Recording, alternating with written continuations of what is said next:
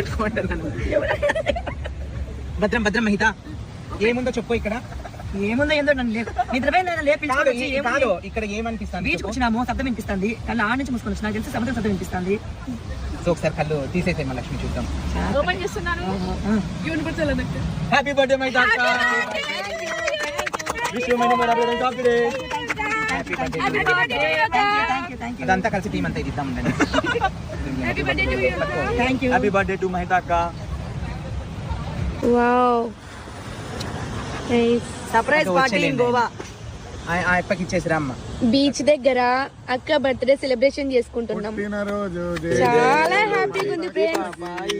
Happy birthday to you. Happy birthday to you. పిలిపించి ఆయనకు మనం హ్యాపీ బర్త్డే టు యు.